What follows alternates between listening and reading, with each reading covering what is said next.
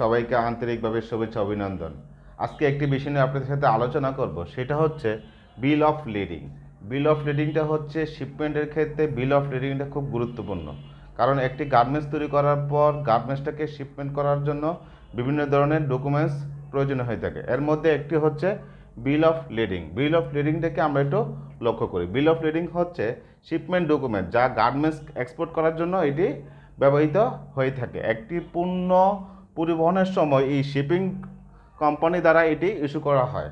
এটি shipping company দ্বারা issue করা হয়। যেমন একটি গার্মেন্টস তৈরি করার জন্য শিপিং কোম্পানির কাছে আমাদেরকে গার্মেন্টসটা হস্তান্তর করতে হয়, তাই সেই ক্ষেত্রে আমাদেরকে বিল অফ লেডিংটা খুব গুরুত্বপূর্ণ হয়ে থাকে।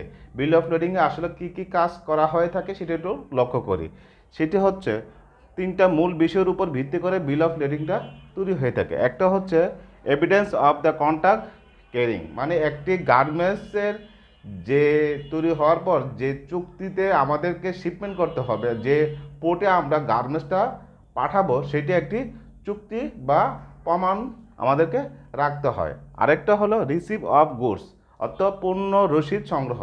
একটি গুডস যখন শিপিং কোম্পানির কাছে প্রদান করা হবে, সেটা কতটুকু কোয়ান্টিটি আছে, কত ওয়েট আছে, কত পিস আছে, সেটা আমাদেরকে পণ্যের বিবরণ দিয়ে আমাদেরকে পণ্যের সংগ্রহ তাদেরকে দিতে হবে। তাদেরকে বুঝিয়ে দিতে হবে যে গার্মেন্টসটা আসলে কোন দেশে যাবে এবং কতদিন সময় লাগবে, সে বিস্তারিত তাদেরকে গুডসগুলো সংগ্রহ করা হয় বিল অফ লেডিংয়ের মাধ্যমে। আরেকটা হলো ডকুমেন্টস অফ টাইটেল, অর্থাৎ হচ্ছে পণ্যের মালিকানার দলিল নিশ্চিত করা। কারণ এটি শিপমেন্ট করার পর আপনার বিল অফ লেডিংটা যদি থাকে, তাহলে আপনি ব্যাংকে জমা দিয়ে মালিক তার অর্থ সহজে পাবে। নাহলে বিল অফ লেডিং যদি না দেওয়া হয়, তাহলে মালিক তার অর্থটা পাবে না শিপমেন্ট করার পর।